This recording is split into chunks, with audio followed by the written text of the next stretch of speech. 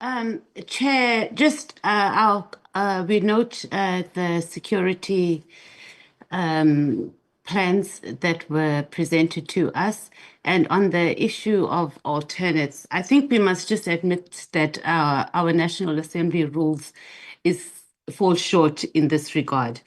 Because if you read the first rule, it says that members of Parliament can participate in any committee. And I don't know why the ad hoc committee would not fall into that category. And there's no rule specifically on the participation of members and alternates in the committee. So I think that the presentation that Andile has given is not as sound as it should be, because there is no rules really that exclude any members from participating, or NA members rather, from participating. And also our terms of reference can't be they have to be within the rules of Parliament. But having said that, Chair, we also shouldn't come from the premise of trying to silence members of Parliament. They represent the people. This is the People's Parliament as well. I do understand that we don't want to have the committee go on and have unnecessarily time on frivolous issues, but the point is that if we use Parliament portfolio committees as a base, this is not our debates or declarations, etc., in the National Assembly where parties can talk on for hours and hours. We literally are going to be questioning members. So for us to be spending this amount of time discussing the participation of alternates, I think it's unnecessary. We don't have a crisis in portfolio committees in terms of us asking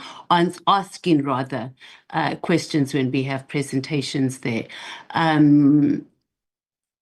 The input that the alternates must be allocated a fair amount of time.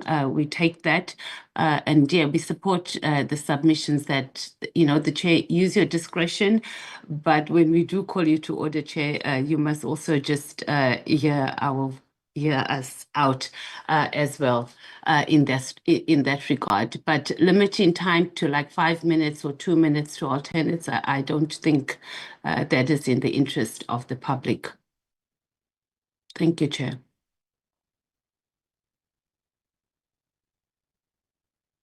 The IFP.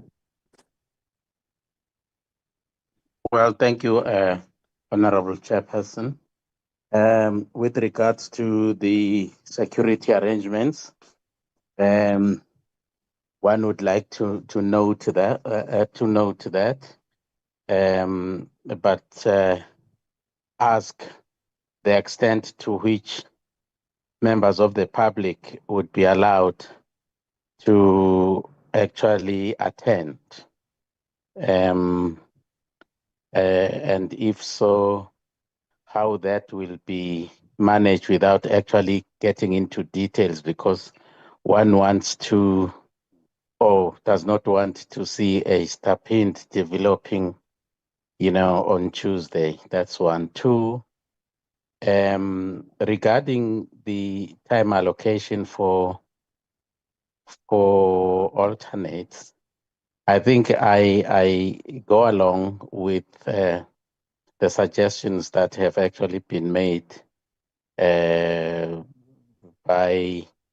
the first three speakers, the ANC, MK, and the DA.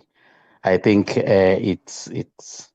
it provides a practical and a workable solution, Honorable Chairperson. Thank you.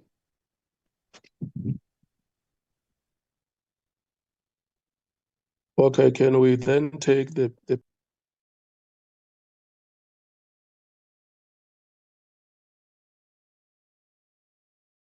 Honorable Chair and colleagues.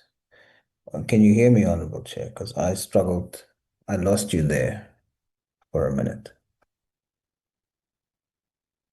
Yes, we can hear you, Honorable Sals. Honorable Chair, On the security briefing, I take note of it. On the issue of the alternates, the explanation of Andile and what you put forward sounds a bit contradictory in this sense.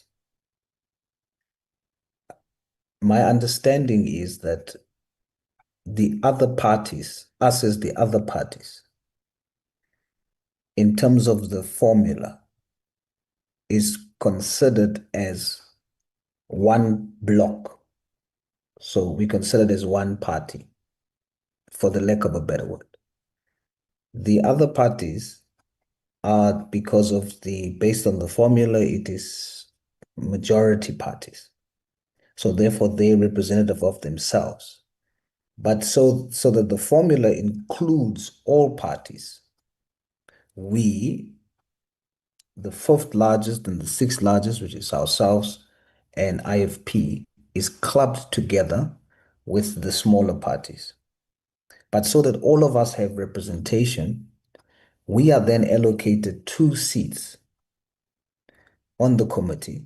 And as all these parties, we then have to come together and say who as one block is going to represent us. And of course, the other parties chose ourselves, the PA, and the IFP. So we then are treated as one party. Then the system of alternates kicks in. So we've got 2 full members, and then for each full member, there is an alternate. So I don't understand the concept of first alternate, second alternate. It is 2 alternates for 2 full members. In other words, if IFP is not available as in terms of Rule 185, then Honorable Vessels would stand in. If I am not available, Honorable James will stand in for the entire block of other parties. So it is not Honorable James comes after Honorable Vessels. It is Honorable Vessels is for IFP, Honorable James is my alternate. In the same way as the rules describes alternates for the other parties. Andile was very specific to say that the rule does not differentiate between alternates of the general parties and alternates of other parties. Alternates are alternates. So the question that was posed last week, or in our last meeting, was based on the fact that the alternates of the majority parties was treated differently in terms of participation than the alternates of the other parties or the bloc. So I wanted to understand what is the reason for that? What is the justification for that? And in the entire explanation, the explanation that Andile gave supports the notion that there's no differentiation. In other words, if, for example, honorable members of the MKP, full members, are present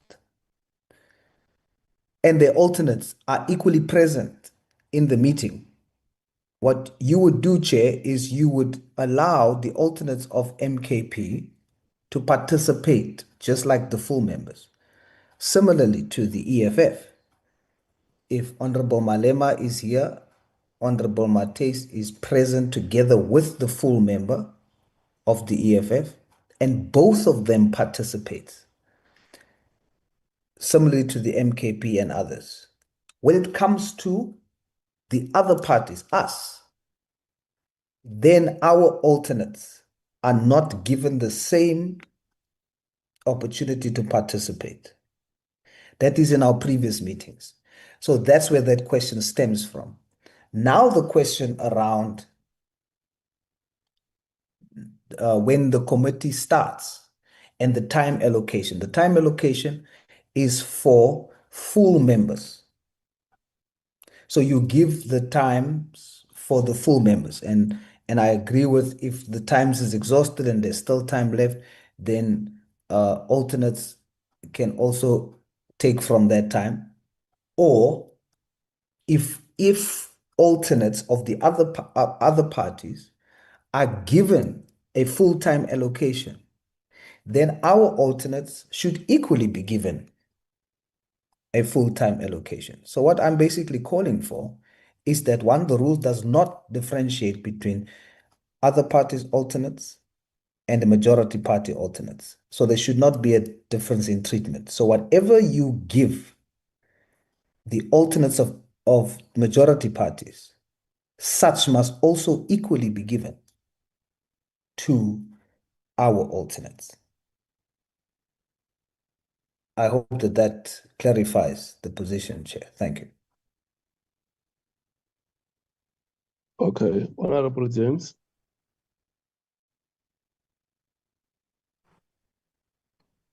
No, Chair, I think right now I'm extensively covered by Honorable Mates as well as Honorable Salts. On the first issue in terms of security, it is noted. I did ask the question.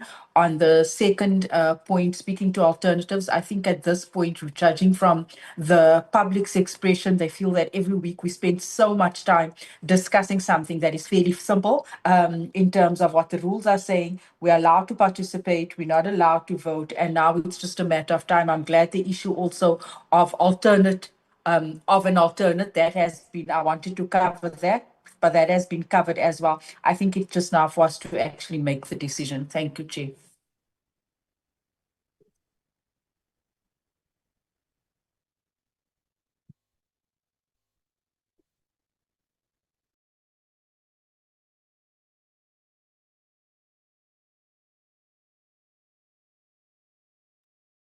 In this case, we are going to follow the rules.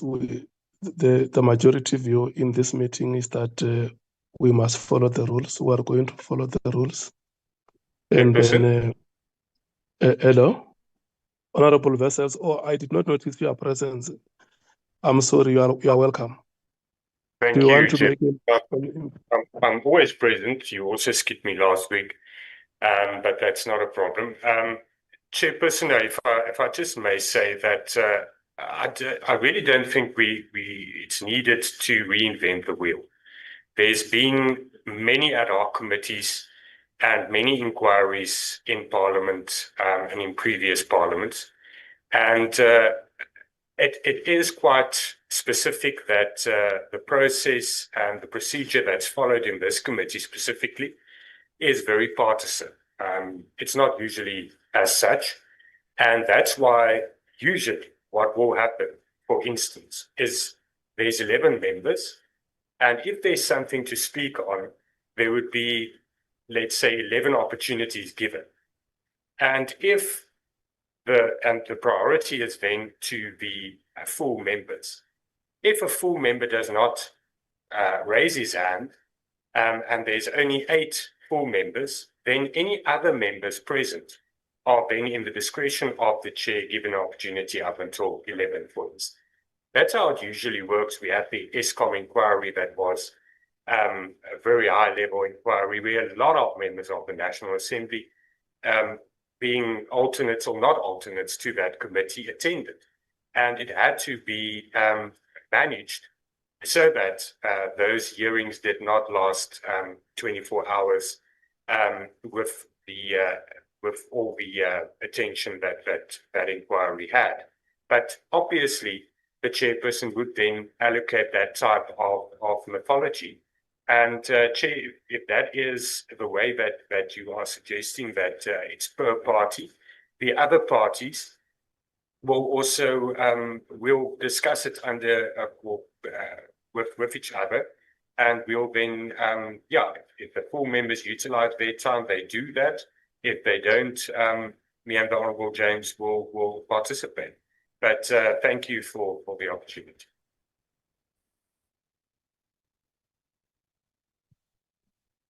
Thank you so much. Honorable members, I think we are going to conclude the matter in accordance with the views of the majority contributions in this meeting. We are going to follow the rules, honorable members, and then we will allow all the parties, the 11 members that are part of the committee, to participate. And then the chair will use a discretion, reasonably, of course, where time allows. We will allocate the alternates time to participate in the meeting. But we cannot go for a blanket approach that says alternates are members of this committee. They are going to participate. Members have emphasized this, that this committee is an ad hoc committee, and a rubric for membership of this committee has also been outlined and presented in the National Assembly, which was adopted, how many members each party will have in the committee, and that the committee of 11 members was being established. Of course, there is no committee which can be established in terms of our rules without provision for alternates. So we have these alternates here with us, but the rules must enjoy precedence over any other sentiment. So we will reasonably exercise the discretion. Nobody should feel excluded from this committee, but the rules are paramount. So we will stick to the rules, and we will allow the alternates a fair and reasonable participation in the proceedings. I think I have taken your advices, members. We will find how to make them actionable during the proceedings. Can we then move to Sorry, the Chair. next? Sorry, Chair. Before you move, my hand is up. Okay, Honorable Sangwen. I do apologize, Chair, and I am not going to disagree with your summary, but I think that this issue can't be left unattended, Chairperson. Alternates are not there for the purposes of trying to undermine proportionality, and which therefore means that in that block, they have two alternates, and there's an expectation, it seems to be, that these alternates may then both participate. Now, if you look at the majority parties, the African National Congress with 4 members has 1 alternate. MK Party with 2 members has 1 alternate. DA with 2 members has 2 alternates. Now, if we are going to want to say that we are going to give these alternates an opportunity to participate, and we do so without having clarified what I was raising in terms of alternates of alternates, then we're going to have a situation where the very essence or the very building blocks of proportionality in this committee is undermined. So the minority parties, like Honorable Sol was saying, are 1 block with 1 alternate. And that alternate is the Freedom Front Plus. In the event that that alternate is then unavailable, or they choose that it's going to be Honorable James who's going to participate, they can do that. But to have them both undermines exactly the essence of proportionality in this committee, Chair. So I just want to put it out there that as you consider and apply your discretion, please do keep that in mind, because if we were to go with Honorable Sol's approach, then it means that the ANC must have 4 alternates. And once we do that, because he says there's an alternate for each member. Now, once you do that, are you going to allow all 4 of our alternates to participate? Chair, this is an issue that I think we shouldn't undermine, because that is how we then started discussing this issue, where the minority parties want to have all alternates participating, and the same is not afforded to us in terms of having an alternate per member. Thank you, Chair.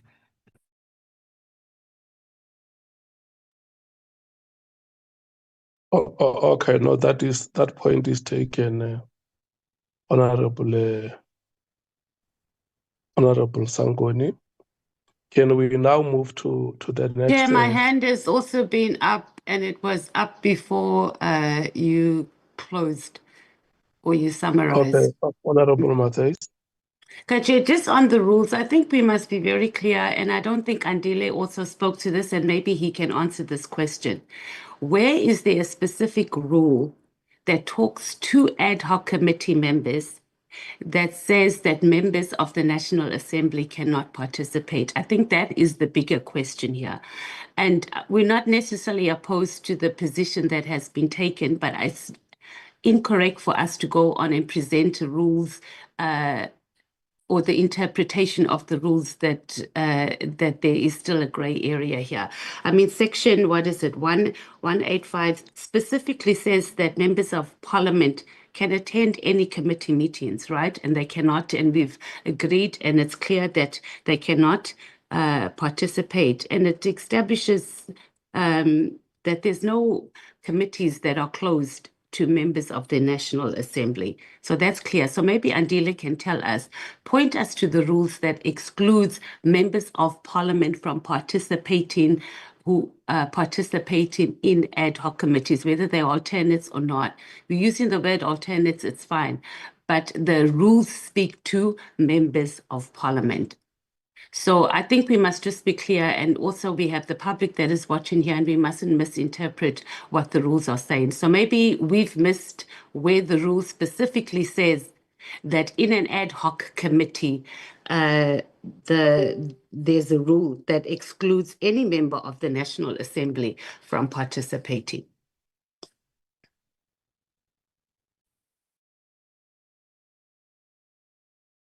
Honorable Chair. Sols. It's just very important for me to once again make clear that this question for clarity came about not because we are saying alternates must be given time just like full members. It arose because the decision was made that full members will participate, alternates will participate based on the discretion of the chair. However, in practice, in our meetings, I have to now make an example with the EFF. When Honorable Malema is in the meeting, both himself and the alternate, which is Honorable Mates, participates fully. The same happened with MKP, but I think there was an explanation for that last week. But the understanding is that Honorable Mates can only participate if Honorable Malema is absent, like today, for example. Honorable Malema is yet to come, but in his absence, the alternate is participating. But in previous meetings, this was not the case. So the question just arose simply to say that if the chairperson, honorable chairperson, grants the alternate members of other parties, of majority parties, equal participation as full members, the same privilege should apply for the alternates of our block. So I just want to correct the sentiment that we are not saying the rules should not apply. We are saying that if the rules apply for one, it should equally apply for the others. And then it's just a bit confusing also that in our block we have two members that's been given based on the formula that was used. And like I said, my understanding was that there is because we have two members, we then have two alternates, because the function of alternates is for one to replace the other. So therefore, two full members, two alternates. That was my understanding. I'm a bit confused by the notion that there is a concept of an alternate for an alternate. I've not seen that in the rules, and neither do I understand the explanation now. But I will leave that to you, Honorable Chair. But my understanding was that we've got two full members and two alternates, because the alternates is for the replacement. In the event that the two full members are not available, then there are two available alternates for each members. That was my understanding. And I'm not questioning it. I'm just saying that that is how the formula that was used to form the ad hoc committee has been used to create this current formation. Thank you, Chair.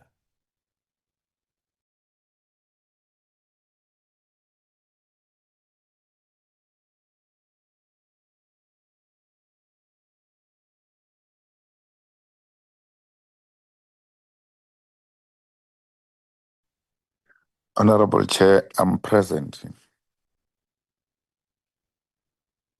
Honorable Wessels, is your hand still up? Yes, Chairperson, thank you.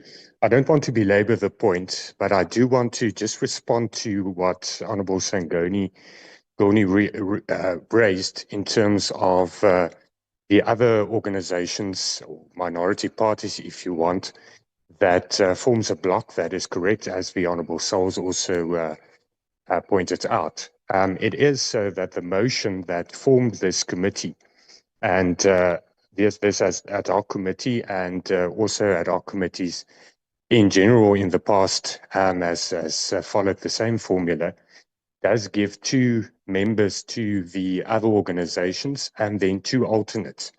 It is different from, for instance, the other parties, such as the ANC, that does not have an alternate for each member.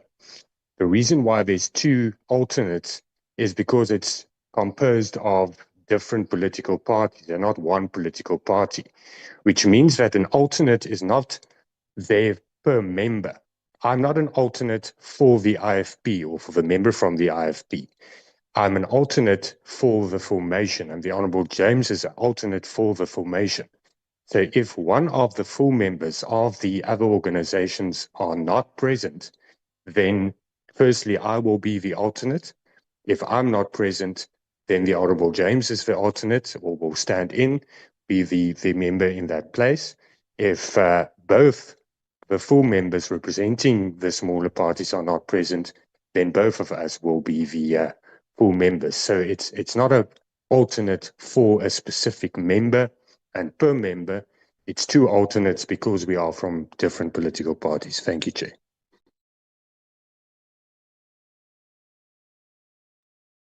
Honorable Malem. No, I was saying I'm available. I had someone saying I'm not here. I am in the meeting. Okay, no, I thought you wanted to say something.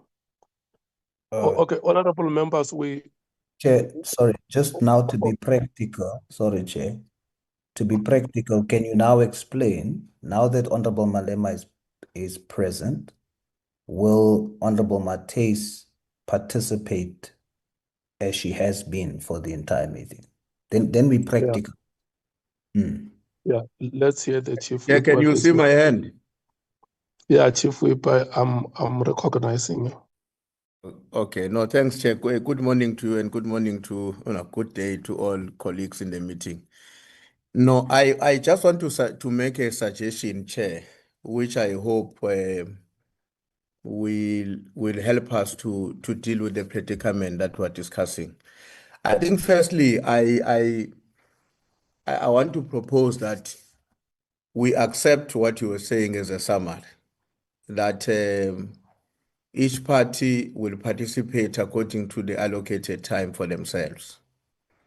And in an event where there is an additional time not being utilized by Party A, the alternate of Party A must be given an opportunity to make an input within that time. But in addition to that, I want to propose that in circumstances where the half an hour of the EFF, as an example, is exhausted by Honorable Malema, and therefore there would be no time for Honorable Matthias to say anything. I want to put a rider to the summary you were making, that let's then allocate half of the time to the alternate. So in this case, we're moving from a direction that says Malema has got half an hour. He decides to speak for 20 minutes. Matthias can take over the remaining 10 minutes. But if in this case, Honorable Malema decides to speak for the whole half an hour, Honorable Matthias must also be given as an alternate at least half of that time, which is 15 minutes. That addresses a situation where the primal members or the full members may utilize the entire allocated time and have nothing remaining to be utilized by the alternate. That's the proposal I want to make. And I want to suggest that maybe for purposes of progress, this issue about the alternate for the other parties, my understanding is exactly the same as Honorable Sangoni's understanding, was that they've got two members, they met and decided on two members. And then they had to say, in case one of us is not there, what is going to happen? They said, no, Honorable Vessels will step in. What if both of them are not there?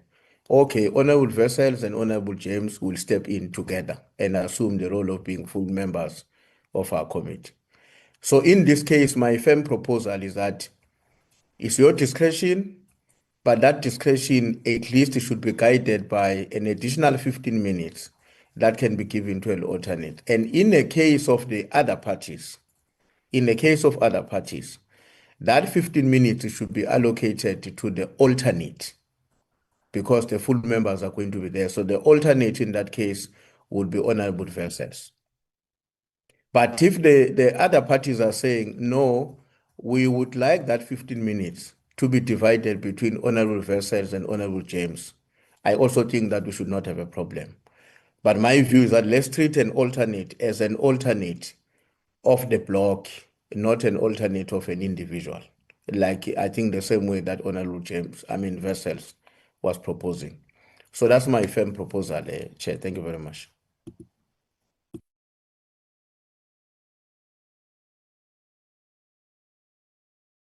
Do we still have any other member who wants to speak on this item? No, Chair, we're well covered. Okay. Honorable members, we are going to close this item. Okay, Honorable Skosan.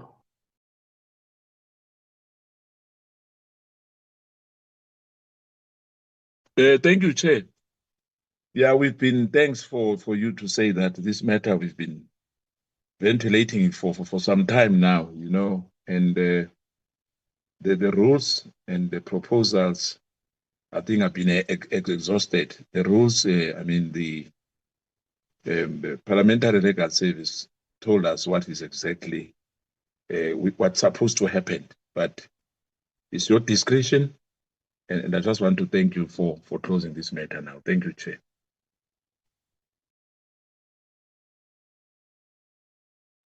Thank you so much, Honorable Skosan. Honorable members, it is not going to be possible for us to sit here and rewrite the rules. And that is how I introduced this item for discussion, to say, we discussed this matter previously on the alternates of the minority parties. And in our last meeting, Honorable Sols raised the continued participation of alternates of majority parties. And when I introduced, and when we left the last meeting, we left it with the understanding that there must be equal participation of alternates. So if alternates do not participate, it must be across all parties. You can't have a situation where somebody from the ANC or the MKP participates when they are on an alternate to the committee, and Honorable Vessels, who is an alternate of the IFP, or the first alternate of the minority parties is not participating in the meeting. So we are going to flatly apply the rules, and the advice that I wanted from you as a committee was to say, when we start the proceedings on Tuesday, I stand to be advised by yourselves how do I exercise this discretion so that when we come out of the meeting, there must not be any of the alternate who falls the chair to have a disadvantage or disenfranchise them. So the understanding that I get from the meeting is that the discretion that the chair exercises during the proceedings must be reasonable. We will exercise that discretion, whether we allocate alternates time to speak or an opportunity to speak, but that will be limited and will be reasonably exercised.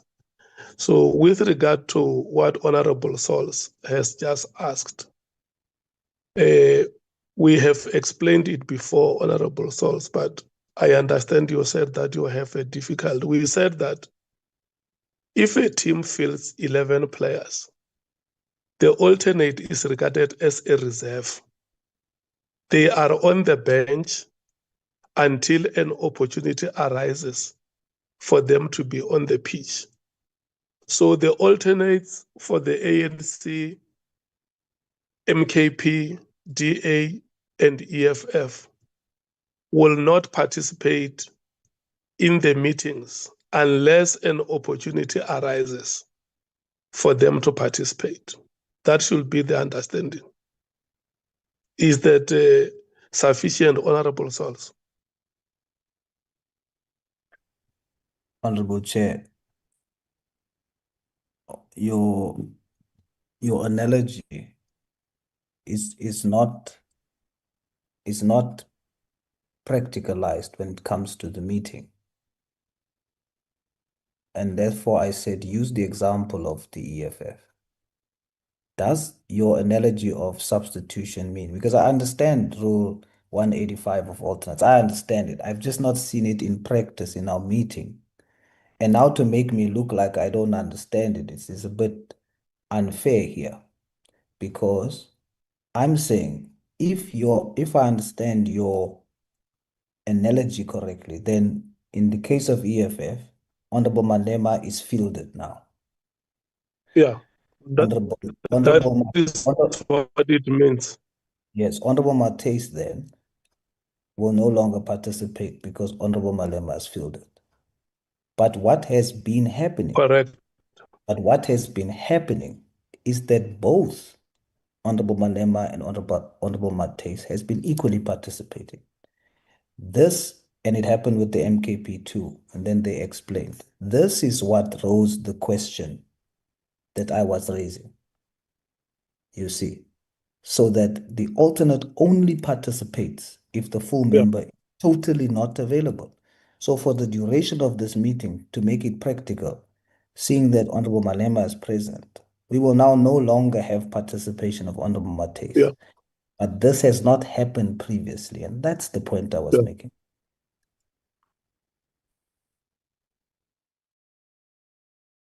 Yes, Honorable Sols. Remember, in the last meeting, I even thanked you for having the courage to raise the matter. You are very right with the point that you have raised in the last meeting.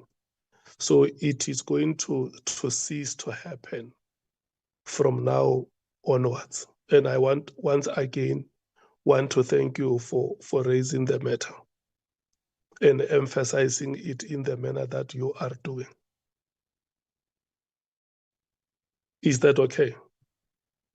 Thank you, Chair. Yes, it is. Honorable members, let's move to the next item, which will be the presentation on the order of proceedings. Welcome, Senior Counsel Advocate Norman Arendse. You will present the proposed order of proceedings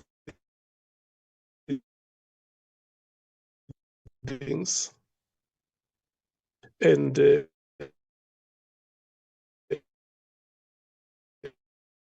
on the avail.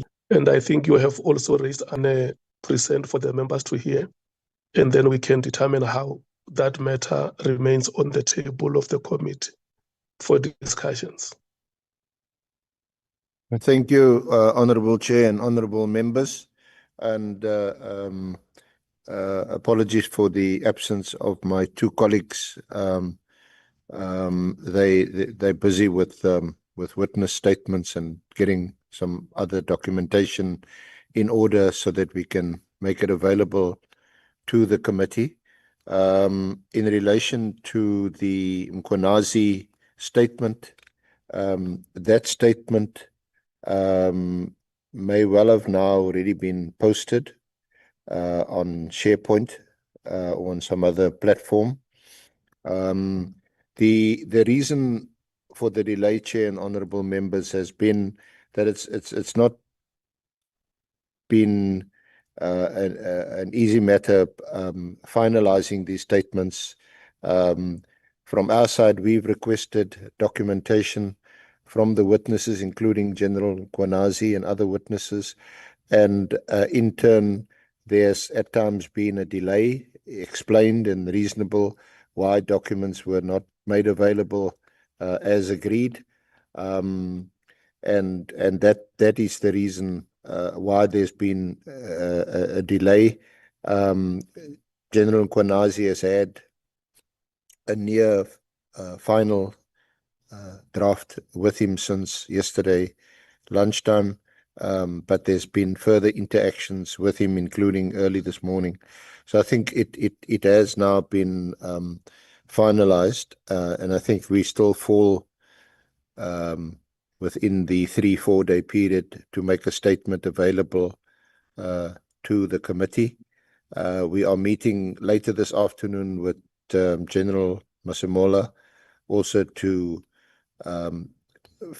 go through his statement, and again tomorrow morning. So his statement should also be available later on Saturday or first thing on Sunday. If I may just ask Chair that we need to emphasize that when we make these statements available to the members, that they are under embargo and confidential, and members are not allowed to make any disclosures until we have in fact led the evidence, and that process will of course commence on Tuesday. As regards the order of business on Tuesday, I think you've indicated that we'll start at 9 o'clock. On the first day, we will, as evidence leaders, we will lead, examine the witness on the first day. You've indicated that will be as long as it takes, could be 4 o'clock or later. So that will be the proceedings for the first day. On the second day, on Wednesday, committee members will have an opportunity to ask questions of the witness, and thereafter, subject to your discretion, we may or may not ask an opportunity to again re-examine the witness if there are any issues we feel we should again traverse with the witness concerned. And that procedure will be followed in respect of each of the other witnesses. On Thursday, Friday, it will be General Masemola, and then the following week, General Sabia. That will be the so-called SAPS witnesses, followed by the ministers. former Minister Cele, Nkunu, and Kachalia, and then the two deputy ministers. So that will take place of what appears now to be the first phase of our inquiry. You have indicated, Chair and honourable members, that once the evidence of General Mkwanazi has been led, you will decide on any other witnesses. Of course, that's up to the committee to decide, and if our advice or guidance is required or sought, then we will do that. We do still have the outstanding matter of the Inspector General, who has indicated that he would meet with us, but it was subject to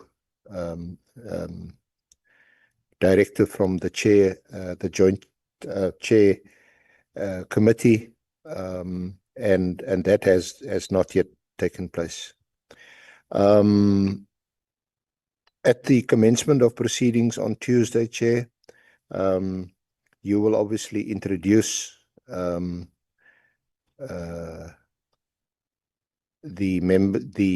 subject matter of this inquiry, the members on the committee and the alternate members, and I will then request to make an opening statement, and we will then proceed to call the first witness, General Mkwanazi.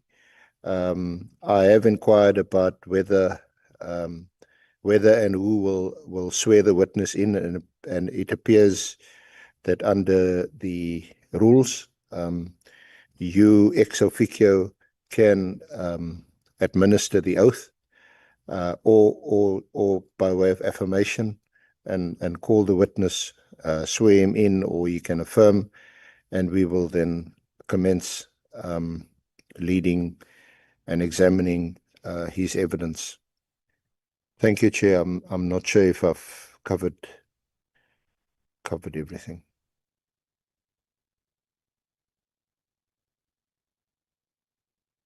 Okay. Maybe two important things, Senior Counsel, which we must clarify before we get to the rotation. The sworn statement of General Mkwanazi, is it available? It should now be available. I'm not sure whether it's been. It's just been indicated it is available on SharePoint. Okay. Let's do one. Is the statement available? Chair, I think maybe Andile will be able to respond, but from my side, I've not received any statement. Andile might have received it. Okay, Andile. I have not been on SharePoint, Chairperson. I'll ask for my colleagues. Yes, Tracy has just confirmed that it's on SharePoint. So it's there, Chairperson. Okay, I think what you should do then, you must put the number of the responsible person for IT in the WhatsApp group, so that they should be able to take the members through on how they access the document. Is that okay?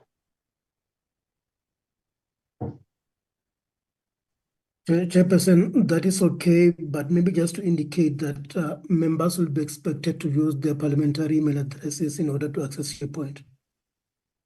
Yeah, that's exactly what I'm saying. That in case there is a difficulty, the member must not struggle. They must just know who is the person they can call, who can take them through. Chair, if I may just also mention that I am sitting in the parliamentary chamber as we speak, just to go through certain logistical issues. one of the issues relates to the documents. We have requested that hard copies of all the relevant documents, the witness statements, annexures, the Madlanga statement redacted, those documents will be made available in hard copy and will be placed in front of yourself, Honorable Chair, and the Honorable members. And so will all of us have access to the hard copies. Annexes and references or cross-references to other documents as we proceed through the evidence of General Mkwanazi will be flighted on the screen, and will, in reference, will be made to the hard copies where necessary. Thank you. Okay. Okay. And then with regard to the order of proceedings on day one, senior counsel, what is your proposal? The order. Yeah. When General Mkwanazi comes, let's say it is Tuesday, the 7th of October, it's 9 o'clock, and then the proceedings are declared open by the chair. What then happens? Well, he will be in a waiting area,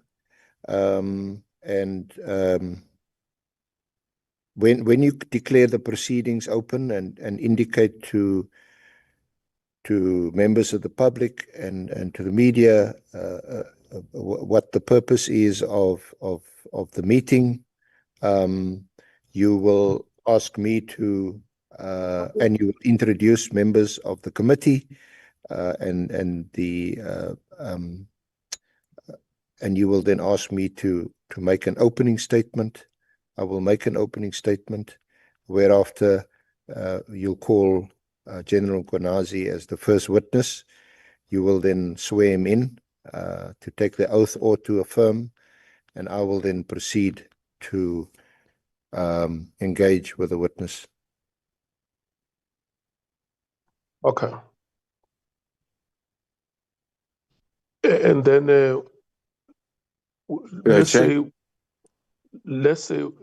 we are taking the statement paragraph by paragraph. You will be, as the evidence leader, you will be the one presiding over that exercise.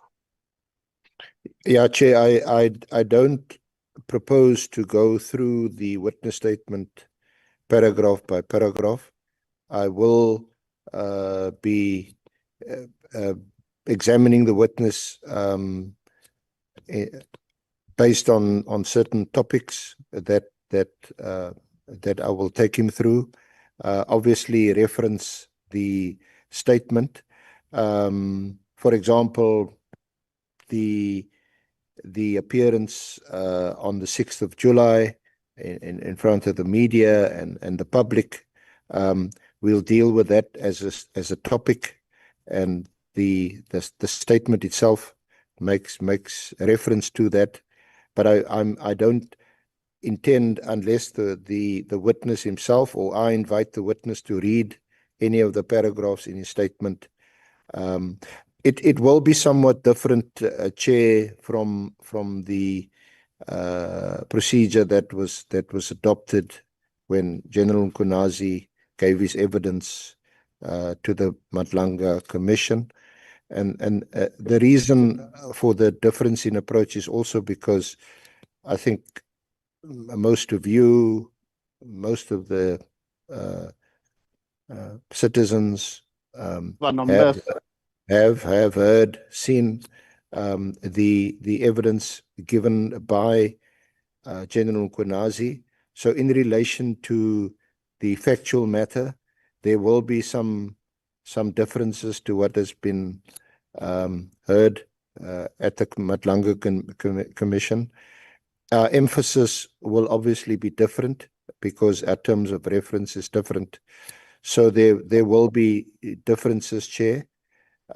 We will be having a further consultation with General Mkwanazi on Monday to discuss some of these differences with him so that he's not caught by surprise. The other differences would also relate to the fact that we have, of course, been interviewing other witnesses identified by this committee who will be giving evidence and who are, in inverted commas, implicated, like Minister Mkhunu, General Sabia, and there will be occasions during General Mkwanazi's evidence that we will put a version or different versions to him for his comment. And then on day one, when you will be taking the general through that exercise, what becomes the role of the members?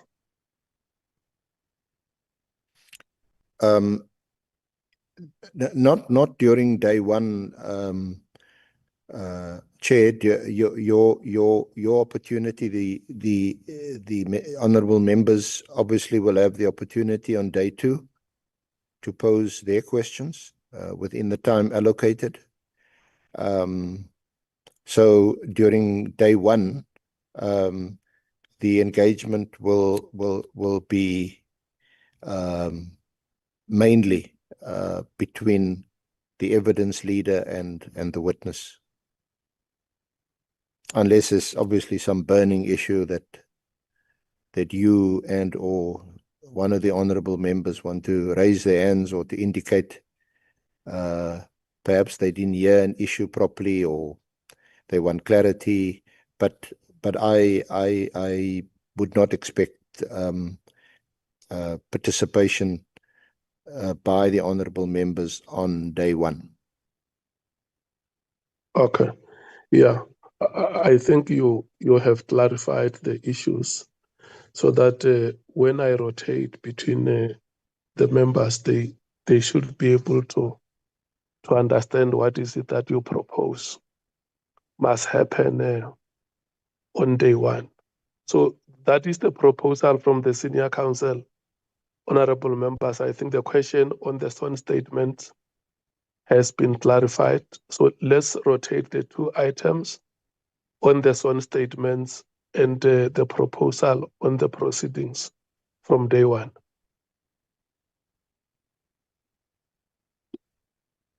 The ANC.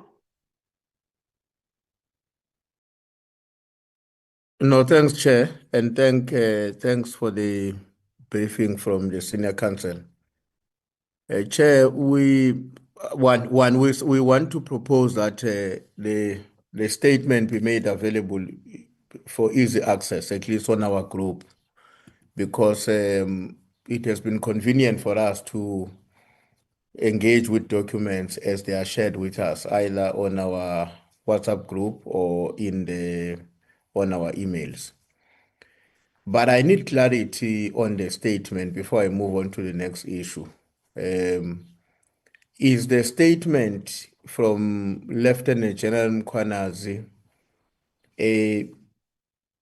how do I put it for being correct? A new statement, or let me say, a statement separate from the one that he presented to the Judicial Commission of Inquiry. So, meaning, is this a sworn statement for us? There may be certain similarities, or they may not, or is exactly the same statement as we have seen it circulating in public that was presented to the Commission of Inquiry. That's my question one. The second on the second issue, I don't mind to get an answer later, Chair. On the second issue, Maybe what we should do, Chief Whip, before you go to the second issue, let's allow the Senior Council to clarify your question so that you move with a better understanding. Senior Counsel, did you hear the question? I did. Thank you, Chair, and thank you, Honourable Member. No, the statement is not the same. It's not the same as the statement that was before the Madlanga Commission. In fact, it is referenced, the Madlanga Commission statement, and it is an annexure to General mkwanazi's statement. So to that extent, it is incorporated by reference. In fact, we've tried to avoid repetition. So it's not the statement. There are some or there are a number of material differences. There is some new matter, some not evidence yet because he hasn't been called yet, but new matter that's also been referred to in the statements. That is why we have asked that the statement be kept under embargo, and that honourable members not disclose it to any third parties or to the media until such time as the statement is released to the media, as was done with the Madlanga Commission on the day that he gives his evidence.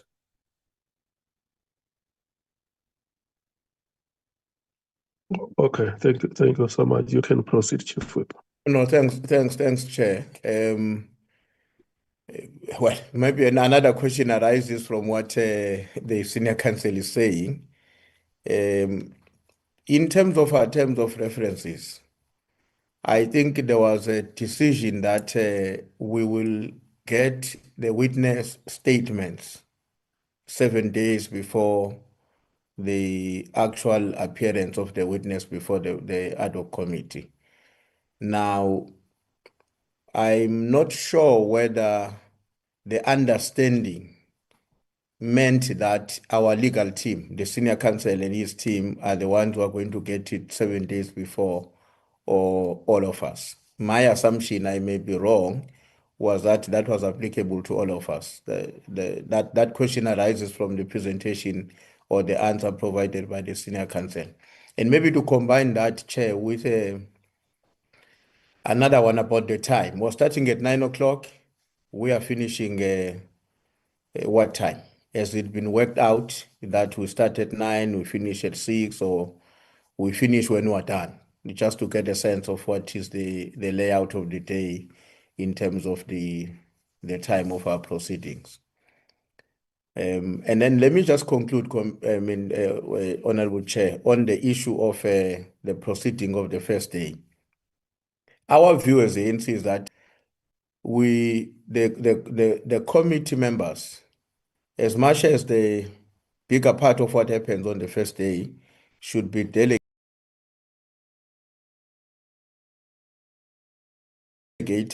or should be led mainly by our legal team on the basis of the detailed work that they've undertaken with the various witnesses on our behalf, obviously, which we could not and were not supposed to be doing it on our own. But we would like to suggest that, as the Senior Counsel was saying,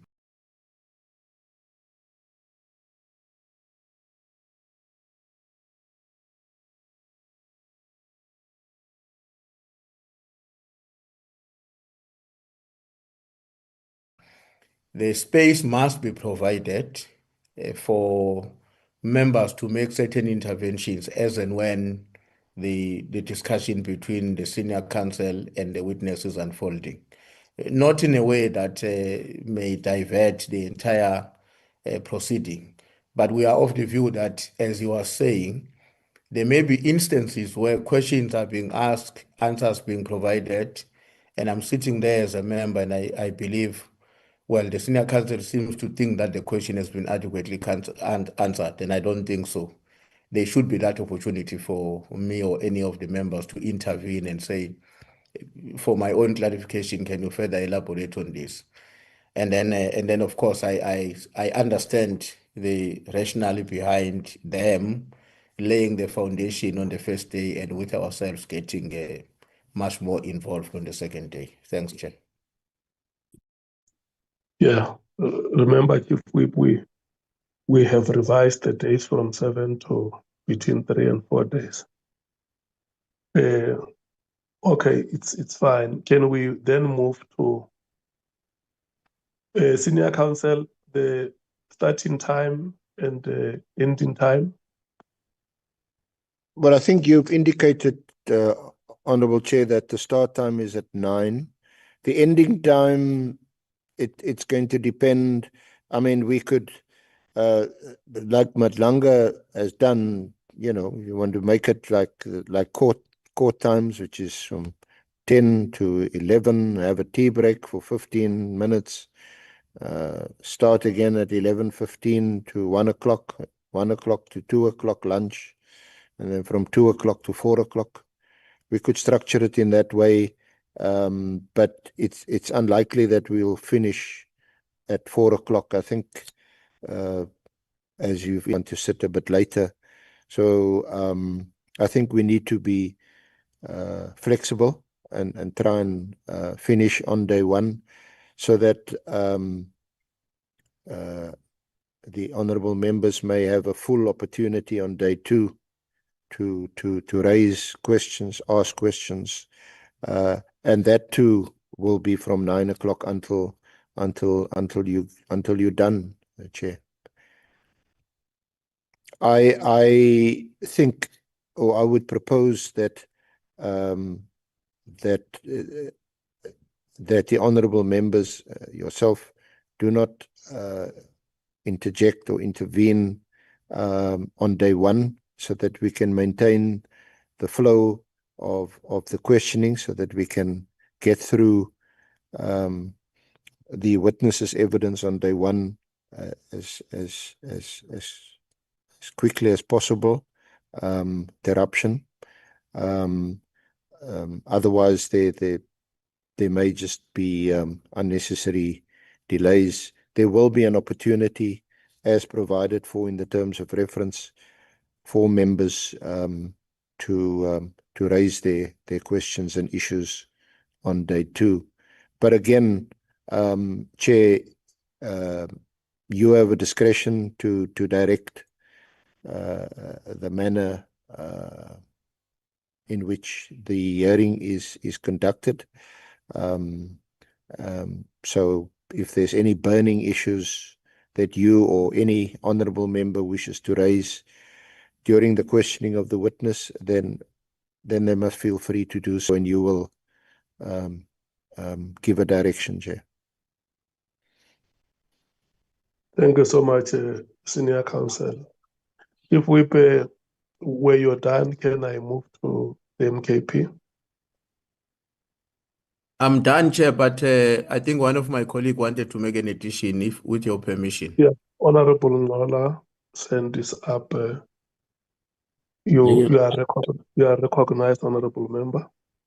Thank you very much, Chair. I think, Chair, we agree in terms of having the first day fully on the testimonies that will be led by the evidence leaders. And I think the senior counsel did mention that members can also be allowed, but it must be on a very limited manner, to make a necessary short interventions. For example, the senior counsel made an example that if a member didn't get the answer from a question the senior counsel was asking to us, the questions from members on the second day are going to emanate mostly on what would have been accused on the first day. So, Chair, I think it will be important that we allow members a free role to play, but it was very limited so that we don't derail the smooth running.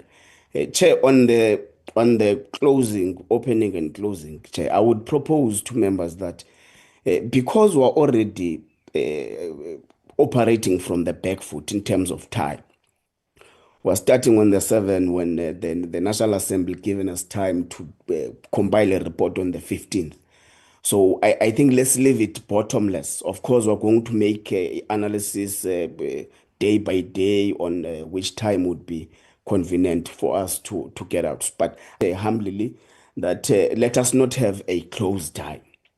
We're going to make analysis as evidence is being adduced in the ad hoc committee. Thank you very much, Chair. Thank you so much, MKP.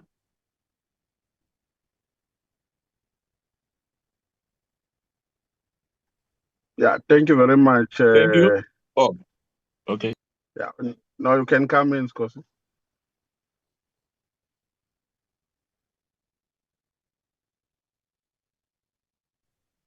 Okay, thank you very much, Chairperson. Chair, we want to start on day 2 when members are throwing questions. I think there is an aspect that we have left behind, which we have not dissected. The aspect of follow-up questions, Chairperson. I think, Chairperson, that members would maybe want to make follow-up questions based on a question that has been posed by another member. So what is the limitation in terms of time in that regard? Are we allowing members, for instance, if a question is asked by Honorable Nduli, and then I feel that there is a follow-up question that I must ask from that question which has been asked by Honorable Nduli, because Honorable Nduli has not asked that question, or the member or the witness that is being questioned has not responded to my satisfaction. Are we allowed to do that? And if we are allowed, then what is the time limitation, and to what extent can we do it? So that is the first point. And then the second one, Chair, I think the last agreement with regards to the days on which statements must be given to members was that they must be given 3 days before the hearing. I think we amended from 7 days to 3 days. But still, even in the case, in the context of 3 days, I think they are already late, because I think we said 3 working days. So the statements were supposed to be received by us during the course of this week, before today. So I think, Chair, it's important that we don't encourage this kind of I won't call it laziness, but this kind of working. That in future, statements must be given to members 3 days before, as we agreed in the terms of reference, as we have put it in the terms of reference, because we also want to prepare ourselves. That is my submission for now, Chair. Honorable Scosi will come in. Okay. Thank you, Honorable Nomvar. Honorable Skosana. Thank you, Chair. I think the evidence leader spoke about the issue that the Matlanga Commission, they are doing some breaks, like a court process. I guess because of we are behind time, obviously you don't have to exhaust us as members. In terms of that, I think you'll find it in your discretion whether we go for if we start at 9, we spend 2 hours, or we spend 2.5, then we go 15 minutes, we come back.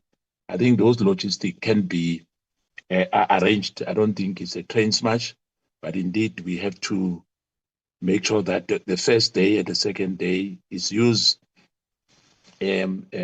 ultimately to make sure that we are covering the ground, which we lost already. And as I said, in one of our meetings, that obviously the extension might happen depending on how are we going to move, on all these witnesses which we will have. But the opening one would be the most crucial one, that mkwanazi will lay the ground for us to be able to have all the proposed witnesses, and make sure that the time we are spending we spend it everyone, and for the evidence leader and those witnesses as well. Thank you, Chair. The DA.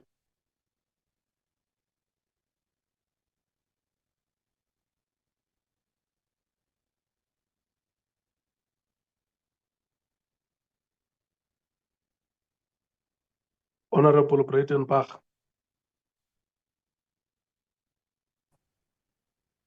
Chairperson, it's Honorable Schikkeling. How are you? Fine, Honorable Shekelin, how are you?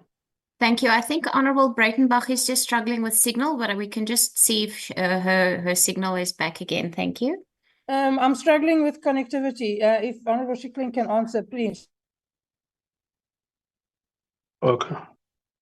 What is your view, Honorable Shekelin, on the matters that the Senior Counsel has presented here?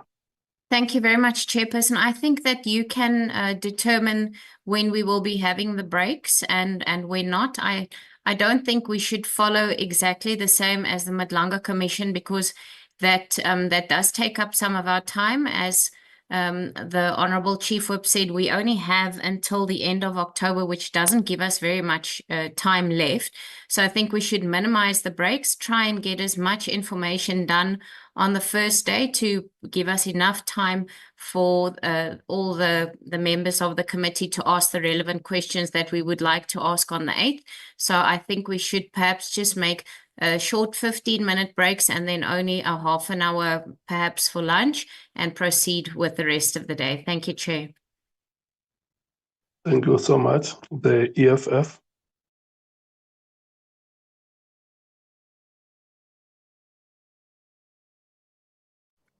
Thank you, Chair.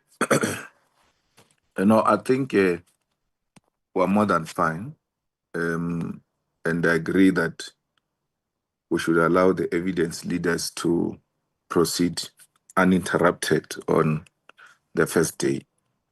And where there is a point of necessity,